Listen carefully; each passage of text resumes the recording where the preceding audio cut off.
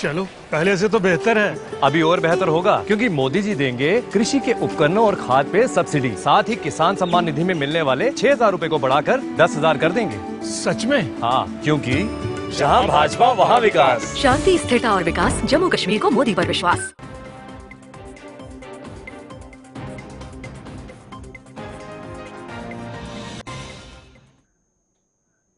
नमस्कार, मैं शीतल शर्मा और आप देख रहे हैं हमारा खास कार्यक्रम बात भारत की, जिसमें आज हम फिर से बात करेंगे जम्मू कश्मीर के विधानसभा चुनाव को लेकर। 2 चरणों के चुनाव संपन्न हो चुके हैं और अब तीसरे चरण का इंतजार है। जैसे जैसे दिन 8 अक्टूबर के लिए नजदीक होते जा रहे हैं, वैसे वैसे उत्सुकता और उमंग सभी लोगों की और भी ज्यादा होती जा रही है, क्योंकि 8 अक्टूबर को जम्मू कश्मीर के विधानसभा चुनाव के नतीजे निकलकर सामने आएंगे। फिलहाल दूसरे चरण के समापन के बाद अब तीसरे चरण की तैयारियां जम्मू कश्मीर के अंदर तेज हो गई हैं। बीजेपी लगातार तीसरे चरण की तैयारियों में जुट गई है, क्योंकि तीसरा चरण बीजेपी के लिए बहुत महत्वपूर्ण माना जा रहा है। और खास तौर पर जो जम्मू की सीटें हैं, सांबा की सीटें हैं, उधमपुर और या फिर कठुआ की बात करें, इन तमाम जिलों में तीसरे चरण के अंदर मतदान हो। वहीं कश्मीर के अंदर भी रीजनल पार्टीज हो या फिर कांग्रेस पार्टी हो, वो लगातार इन चुनावों को जीतने के लिए कोशिश कर रही हैं और ये सिलसिला जारी है। फिलहाल आज गृह मंत्री अमित शाह की कई रैलियां हैं। अब जब चिनहनी में गृह मंत्री अमित शाह ने संबोधन किया, उस दौरान उन्होंने विपक्ष पर किस तरह से निशाना साधा, वो सुनिए, उसके बाद चर्चा भी शुरू करेंगे।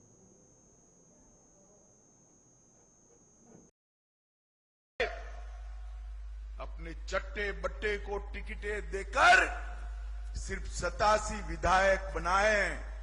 हमने 30,000 से ज्यादा पंच, सरपंच, तहसील पंचायत, जिला पंचायत बनाई और इन्होंने जो भ्रष्टाचार की गंगा बनाई थी उसको नीचे तक से सफाई करने का काम नरेंद्र मोदी जी ने। लोग यहां पर आज न केवल चीने ने, आप सभी लोग चनेनी नए पूरे जम्मू कश्मीर का फैसला करने के लिए वोट डालने वाले। आजादी के बाद पहली बार जम्मू कश्मीर में एक ऐसा चुनाव होने जा रहा है जिस चुनाव में ना धारा 370 है, ना अलग झंडा है। पहली बार हमारे अध्यक्ष श्यामा प्रसाद जी ने कहा था कि एक देश में 2 विधान, 2 निशान, 2 प्रधान नहीं चलेंगे, और श्यामा प्रसाद जी ने इसके लिए अपनी जान दे दी थी। और आज मैं कहकर जाता हूं, अब मोदी जी ने 5 अगस्त 2019 को 2 विधान, 2 प्रधान, 2 निशान समाप्त कर दिए हैं, समाप्त। और एनसी और राहुल बाबा, जानते हो ना राहुल बाबा को भाई? एनसी और राहुल बाबा कहते हैं हम धारा 370 वापिस लाएंगे, कश्मीर का झंडा वापिस लाएंगे। मैं इस मंच पर से तो आपने गृह मंत्री अमित शाह को सुना। लगातार धारा 370 वापस लाने का मुद्दा हो, पाकिस्तान से बातचीत, आतंकवाद को खत्म कैसे करना है, अलगाववाद की जड़ को लगभग खत्म कर दिया है, और बाकी अन्य चीजें जो कश्मीर के अंदर होती थी उनको कैसे कश्मीर से दूर किया गया है। पिछले कुछ सालों में जो देश विरोधी ताकतें हैं उनको बढ़ावा दिया जाता था। तो अब इसी आधार पर या 370 के इर्द गिर्द ही ये चुनाव जो है वो पूरी तरह से घूमते हुए नजर आ रहे हैं। इसी पर आज बातचीत करेंगे। हमारे साथ स्टूडियो में इस वक्त मौजूद हैं हमारे वरिष्ठ सहयोगी और वरिष्ठ पत्रकार विनोद कुमार जी। आज उन्हीं से चर्चा भी शुरू करेंगे आज की। विनोद जी, बहुत बहुत स्वागत और बहुत बहुत शुक्रिया आपका हमारे साथ जुड़ने के लिए, समय देने के लिए। धन्यवाद। आज की रैली, एक रैली नहीं बल्कि 1, 2, 3, 4, 5 रैलियां, और योगी आदित्यनाथ की 3 रैलियां, रैलियों का जोर है।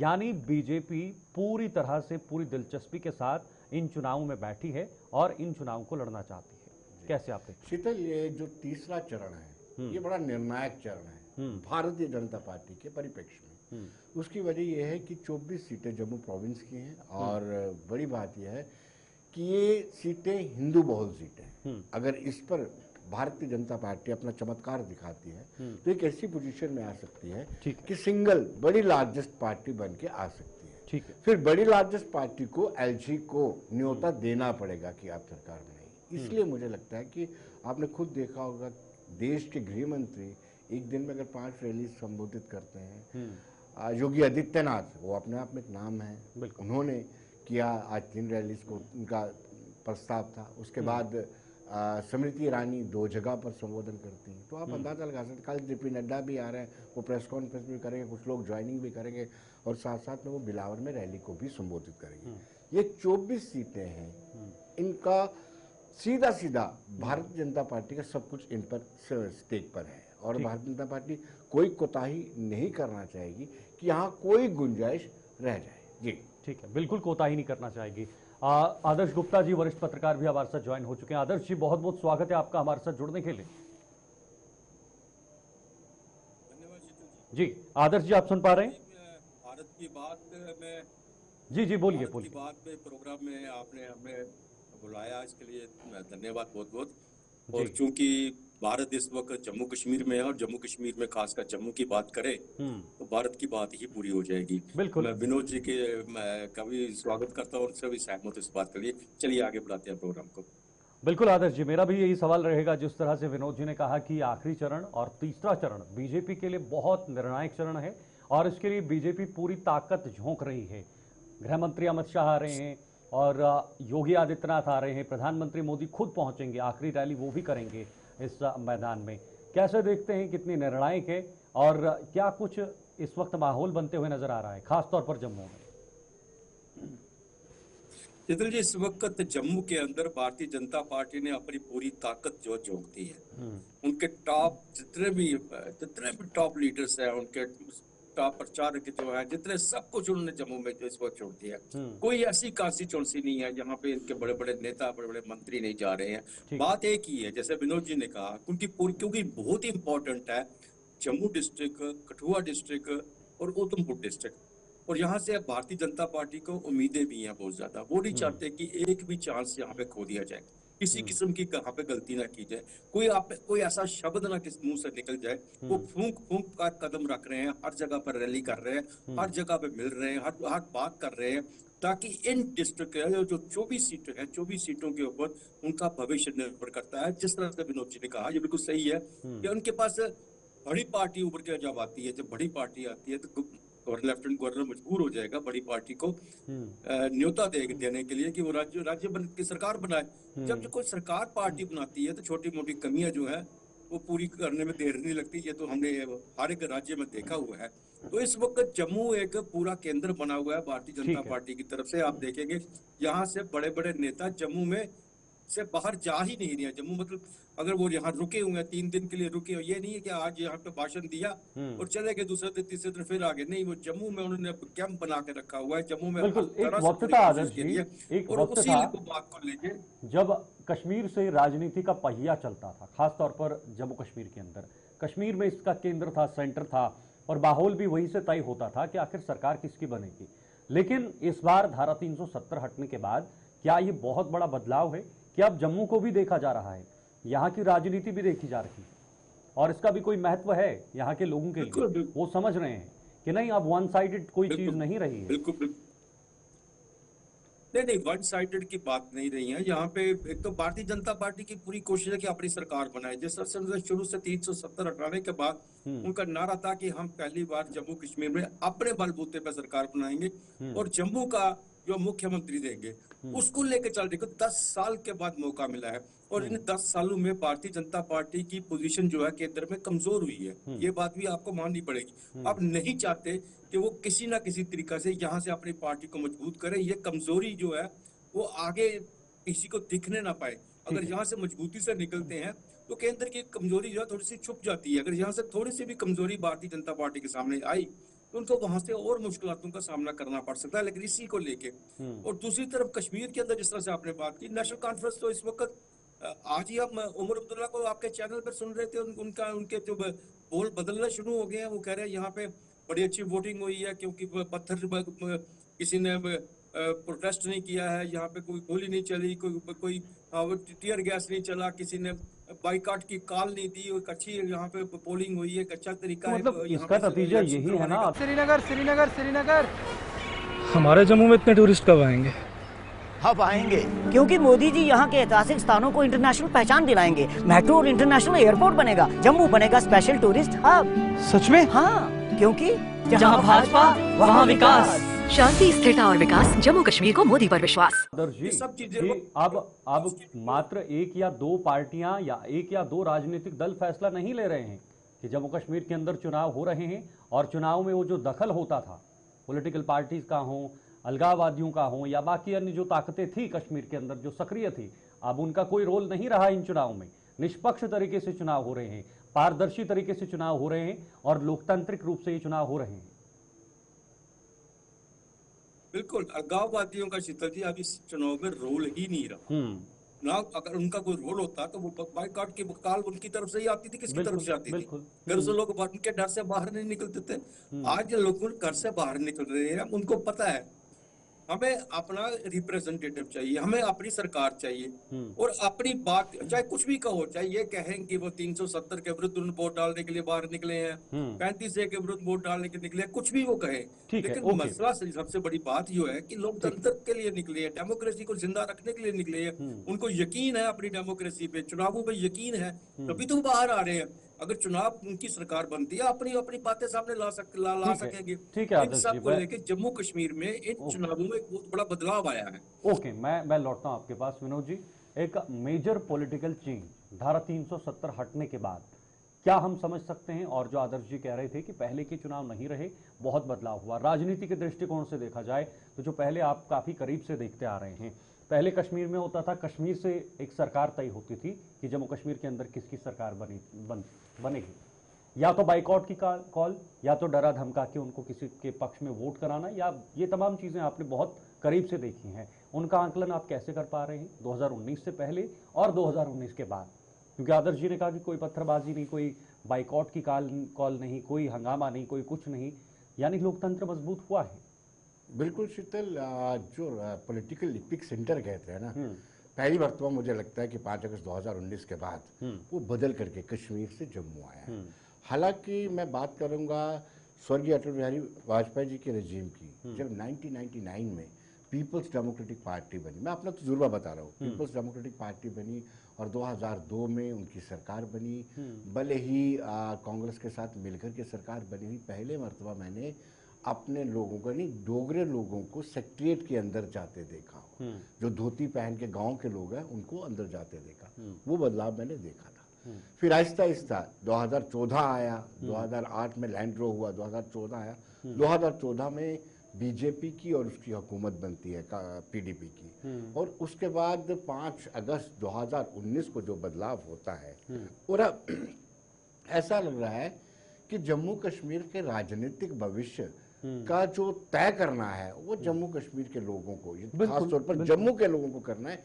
ये ऐसा लगता है कि जम्मू अब इस वक्त यानी 7 डिकेड के बाद, 7.5 दशकों के बाद अब इस पोजीशन में हम पहुंचे हैं कि हम जम्मू कश्मीर के लोग, जम्मू तय करेगा कि किसकी सरकार बने। मतलब राजनीतिक दल कोई भी जीते, लेकिन इसे हम लोकतंत्र की सबसे बड़ी जीत मानते हैं। ब्यूटी ऑफ डेमोक्रेसी है, हाँ, ब्यूटी ऑफ डेमोक्रेसी जी। लेकिन अक्सर हमने देखा था कि सारी चीजें कश्मीर से तय हुआ करती थी। लेकिन ये गैप किसने पैदा किए थे? क्या एक इतिहास रहा है इस चीज का, इस राजनीति के पीछे का, एक गैप को पैदा करना? क्या जम्मू अलग है और जो तय होगा, यानी जो एपिक सेंटर रहेगा वो कश्मीर में रहेगा, फैसला वहीं से होंगे? जी बिल्कुल, दिल्ली ने भी कम प्रयोग नहीं किया है जम्मू कश्मीर को लेकर के। अगर बात आदर्शी तो अच्छे तरीके से जानते हैं, चाहे वो 1987 की रिगिंग हो, फिर 84 में आपने गवर्नमेंट टॉपल कर दी, फिर सी रंगाराजन की कमेटी बनाई, फिर आपने सेल्फ रूल और स्वायत्तता को भी हवा दी सेंटा ने, और साथ साथ में वर्किंग ग्रुप बनाए। इस तरह के प्रयोग कश्मीर में होते रहे तो एपिक सेंटर कश्मीर ही रहा। अब उस तरह के प्रयोग नहीं हो रहे। आप देखिए एक निशान एक विधान के अंदर ये चुनाव होने जा रहे हैं, पहली बार तो ऐसा हो रहा है, तो स्वाभाविक सी बात है ये जो एपिक सेंटर है, जो राजनीतिक एपिक सेंटर केंद्र जो रहता था, कश्मीर से शिफ्ट होकर के जम्मू में आया है। ठीक है, ओके। आदर्श जी, मैं आपके पास आना चाहूंगा। आदर्श जी, जिस तरह से विनोद जी ने कहा कि एक राजनीतिक जो केंद्र था वो पहले कश्मीर में हुआ करता था और उससे प्रताड़ित जम्मू के जो लोग हैं वो होते थे, और प्रताड़ना सही भी है, कई सालों तक कई चीज़ों से हमें दूर भी रहना पड़ा है, लेकिन अब वो चीज़ नहीं है, क्योंकि धारा 370 एक बड़ी दीवार जो जम्मू कश्मीर के अंदर बनी हुई थी, उस दीवार को तोड़ दिया गया है और अब चीज़ें सीधे चल रही हैं, सामान्य रूप से चल रही हैं। क्या अब लोग भी इसे एक्सेप्ट कर पा रहे हैं? लोग इसे समझ रहे हैं कि ठीक है, अब जो डेमोक्रेसी है, जो लोकतंत्र एक हक है, अधिकार है, हम उसका प्रयोग कर रहे हैं, क्योंकि हम प्रयोग करेंगे तो हमारी प्रगति, हमारे देश का भविष्य, विकास या बाकी अन्य चीजें होंगी आने वाले समय में। बिल्कुल बिल्कुल शीतल जी, एक तो चेंज तो बहुत बढ़िया है। धारा 370 के बाद जम्मू के लोगों में एक कॉन्फिडेंस बढ़ गया है। जब ये बात आपको माननी पड़ेगी, हालांकि हो भी सकता है, इसमें कोई दूसरी राय नहीं है। जम्मू के लोगों को कुछ फाइनेंशियली नुकसान भी हुआ हो, कुछ बहुत सी चीजें भी हुई है, लेकिन उसके साथ एक राष्ट्रवादी हैं जम्मू के लोग, उनके अंदर एक कॉन्फिडेंस है कि हम 70 साल से कश्मीर के साथ ही जुड़े हुए हैं, और जो भी यहाँ पे आता है वो अपने पाँव पूंछ के जम्मू से आगे कश्मीर चला जाता है। जम्मू को तो उन्होंने एक बस फुटमैट समझ के रखा हुआ है। तो ये बात जो है आज तो सामने जो आ रही है, क्योंकि केंद्र में एक स्ट्रांग सरकार जब भारतीय जनता पार्टी की बनी, तो उनको लगा कि अब जम्मू की सुनवाई होने जा रही है। जम्मू की सुनवाई तभी तो होगी जब जम्मू से आपके, पिछली बार जम्मू की चाहे पीडीपी के साथ सरकार थोड़ी देर ही चली, लेकिन ये बात बिल्कुल सही बात कही है विनोद जी ने कहा, लोग जम्मू के लोग जो है सेक्रेटेरिएट में जाते रहे, मिलते रहे, काम होते रहे, सब कुछ होता रहा। बाकी पॉलिटिकली बातें क्या हुई क्या नहीं वो सब पास्ट में है, वो चली गई सब चीजें, और आपने देखी भी है सरकार कैसे टूटी, वो सब चीजें जो है, लेकिन बनी तो ना। उसमें एक ये भी एक नाम रहा, जब भारतीय जनता पार्टी की हम सरकार कहते हैं तो उसमें से अधिकतर लोग, मैं सब नहीं 80% लोग यही समझते हैं जम्मू की सरकार है, चाहे उसके साथ कांग्रेस का के साथ कोई उनका हिस्सा हो, चाहे पीडीपी का हो, चाहे नेशनल कॉन्फ्रेंस का हो, लेकिन मुख्य जो बात होती है वो जम्मू की बात आती है। और जम्मू को लेकर लोगों के दिल के अंदर जो एक बात आज भी बैठी हुई है कि हमें जम्मू की सरकार बनानी है, और उसके लिए ये जो तीसरा चरण है ये सबसे इम्पोर्टेंट है, और इसी को लेके भारतीय जनता पार्टी अपना पूरा जोर लगा रही है जम्मू के अंदर हर तरह से, किसी ना किसी तरीके से। अगर जी एक सवाल आपसे जानना चाहूंगा, आपको 2008 का लैंड रूल याद होगा, जब पीपल्स डेमोक्रेटिक पार्टी की मौजूदा अध्यक्षा महबूबा मुफ्ती ये कहती थी कि ये पार्टी 2.5 जिलों की पार्टी है बीजेपी के लिए। जी जी जी, आपको याद होगा? बिल्कुल बिल्कुल। आज पार्टी ने कितना ग्रो कर लिया है। बिल्कुल अच्छी तरह याद है जी। आज स्थितियां, परिस्थितियां कितनी ज्यादा बदल गई जी। बिल्कुल बिल्कुल बदल चुकी है, स्थितियां बदल चुकी है। ये हमेशा यही कहते रही है 2.5 जिलों की जम्मू है, कठुआ है और आधा उधमपुर है। उन्हीं की एक ही बात है, कश्मीर में अपनी सरकार नहीं बना सकती। 2.5 जिलों वालों की पार्टी को मजबूर किया ना पीडीपी ने, उनका साथ देने के लिए मजबूर हुई, वो भी उन्होंने मिलकर सरकार बनाई। अब 2.5 जिलों वाली बात नहीं रही है, अब तो कश्मीर के जिले भी इनके साथ मिल रहे हैं। वहाँ क्या हालात, ठीक है सीटें कम हो सकती है, लेकिन आज आप देखोगे कश्मीर से वोट तो मिलेंगे, लोग तो इनके साथ जुड़े हुए हैं। चाहे आप प्रॉक्सी कहें, चाहे इनको ऐसे ही कहेंगे आपने कैंडिडेट खड़े किए, जो भी है, भारतीय जनता पार्टी का सहयोग तो मिलेगा ही। अब 2.5 जिले की बात नहीं है, जम्मू के सारे जिलों में चुनाव चल रहे हैं, सभी जगह इलेक्शन लड़ रहे हैं, और उम्मीद भी है भारतीय जनता पार्टी को कि मैक्सिमम सीटें जम्मू से निकालने की पूरी कोशिश है उनकी तरफ से। ठीक है, क्योंकि विनोद जी धारा 370 हटने के बाद पहली बार चुनाव हो रहे हैं, जैसे आपने कहा 2 निशान 2 प्रधान 2 विधान, उससे परे ये चुनाव हैं, यानी वो अब खत्म हो चुका है, इतिहास के पन्ने में कैद हो गया है। लेकिन क्या ये चुनाव जम्मू का भविष्य भी तय करने वाले हैं? ना मात्र सिर्फ इतिहास का जो पन्ना था 2019 में 370 को हटाना या बाकी अन्य चीज़ें जो कश्मीर में गतिविधियां हो रही थी पिछले कई सालों से, वो तो ठीक है, क्या ये चुनाव अब हमारे जम्मू का भविष्य भी तय करने वाले हैं आने वाले समय में? हाँ बिल्कुल, आप कह सकते हैं कि अगर भारतीय जनता पार्टी बड़ी पार्टी बन के आती है तो ये मान लिया जाएगा कि 5 अगस्त 2019 को जो फैसला लिया गया, जिसको भारतीय जनता पार्टी के लोग ऐतिहासिक फैसला कहते हैं, 370 में संशोधन किया गया और 35 को रिपील किया गया, उस पर बाकायदा आवाम की मुहर लग जाएगी। ठीक है। अगर कहीं नेशनल कॉन्फ्रेंस बड़ी पार्टी बन के आती है तो फिर ये सवालों के घेरे में आ जाएंगे। अलबत्ता इन्होंने प्रयत्न बहुत किया, क्योंकि ये पाकिस्तान का मूलतः ये पाकिस्तान का मुद्दा था कि कश्मीर डिस्प्यूटेड है, और 5 अगस्त 2019 के बाद पाकिस्तान यूनाइटेड नेशन में भी गया, इस जो इस्लामिक कंट्रीज है वहाँ पर भी गया, किसी भी एंड से उनको पूरी किसी तरह की कोई मदद नहीं मिली और उनके हाथ से ये एक रेत की तरह उनसे इशू निकल गया। अब सवाल ये है कि इलेक्शन है, बड़े अंतराल के बाद हो रहे हैं, 10 सालों के बाद हो रहे हैं, लोगों में उत्सुकता इस बात को लेकर कि हम पोल परसेंटेज देखते हैं और लंबी लंबी कतारें देखते हैं, वो हमने पहले। नमस्कार, ये जम्मू टीवी है और आज हम बात करेंगे डोडा के दिवाकर जी से। तो महाराज, चुनावी मौसम में क्या इरादा? आज जम्मू में गोली धमाके नहीं, प्यार की बोली और नए मौके हैं जो इतने साल नहीं हो पाया, मोदी जी कर रहे हैं। शांति, स्थिरता और विकास, जम्मू कश्मीर को मोदी पर विश्वास, कमल का बटन दबाएं, भाजपा की सरकार बनाएं। कश्मीर में इतनी बार नहीं देखी, बहुत कम बार।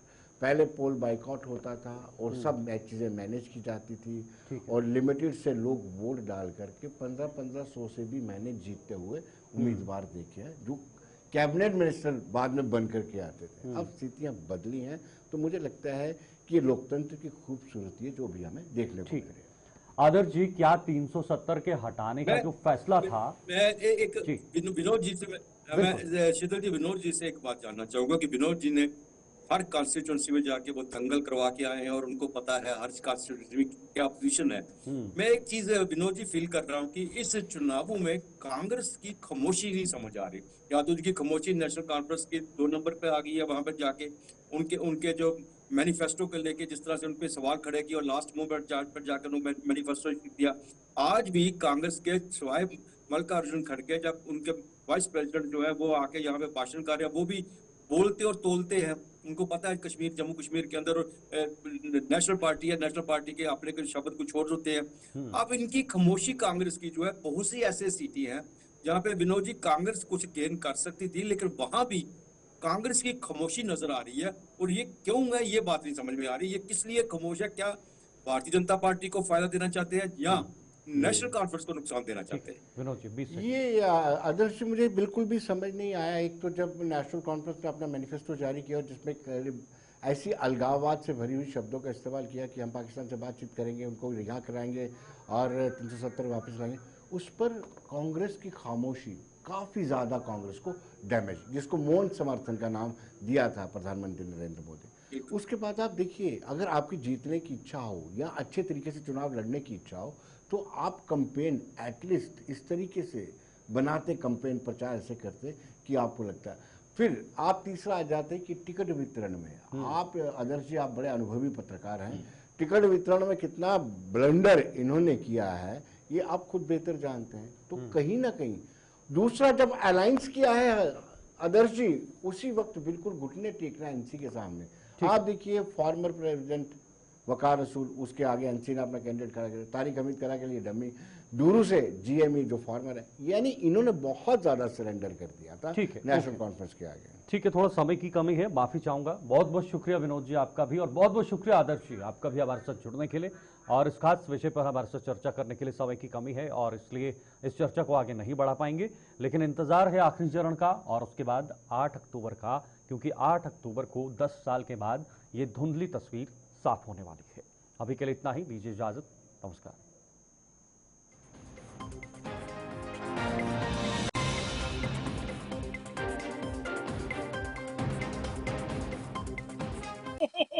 पांचवें घर में राहु है और चौथे में शनि विराजमान है। जैसे ही सूर्य मंगल के पास आएगा।